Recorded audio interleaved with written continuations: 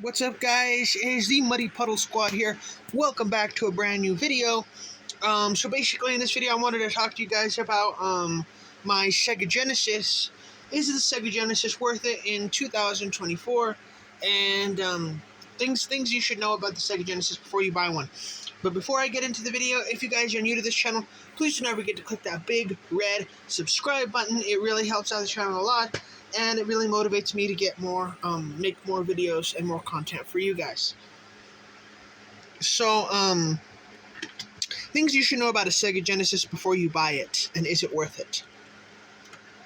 So I'm going to be honest with you guys. I grew up with 5th generation consoles moving forward. So 5th, 6th, 7th, 8th, 9th, and going forward. So like, what's the difference between a 5th gen and what does that have to do with the video? So a 5th generation console were the first generation of consoles that started making games in 3D. So the consoles were the PlayStation 1 and the Nintendo 64. So those consoles, there's a lot of 3D platformers, a lot of 3D third-person shooters, and that's what I grew up playing.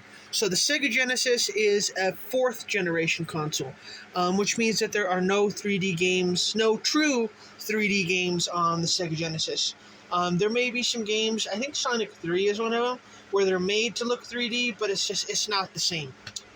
So somebody like me that grew up with 3D graphics, to go back to 2D graphics is basically a step down.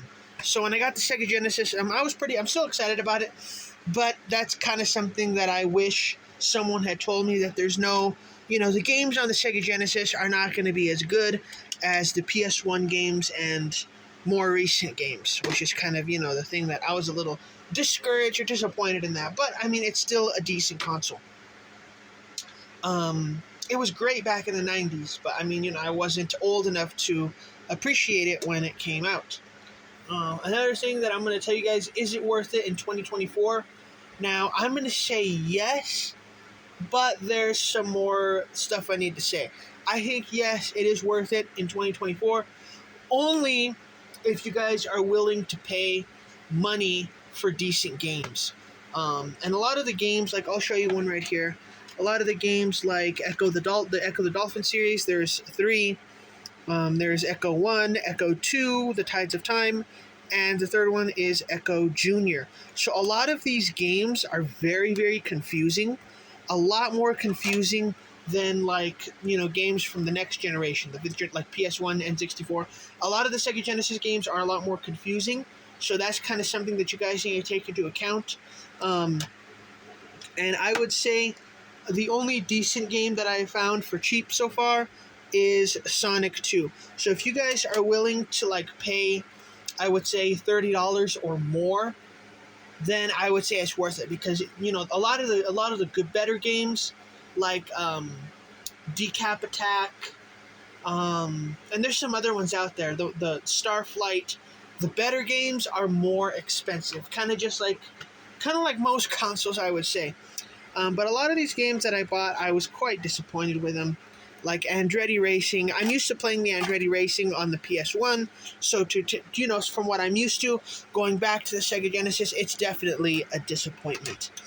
And like the Jungle Book, I'm used to playing, I love Disney, I love Disney games, and I'm used to playing 3D Disney games on the PlayStation 1, Xbox 360, PlayStation 2, Xbox One. So to go from a 3D, like I said, go from a 3D game that I'm used to, taking it down to a 2D game, it's a little disappointing. It's a little, it hurts a little bit, It's not 3D, I'll say that. But yeah, I think it's still worth it. If you guys don't mind paying some big money, but there are some decent, I'm sure that there's some decent cheaper games out there, like Sonic 2. Sonic 1 and 3 are more expensive. You're going to pay more money for those. But I would say Sonic 2 is the only one that I have found so far that's worth it. A cheaper game, talking about under $15. But anyway, thanks guys for checking out this video. I hope you all enjoyed it. And I will see you all in the next one. Again, if you guys are not subscribed, please subscribe. It really helps out the channel a lot. Later.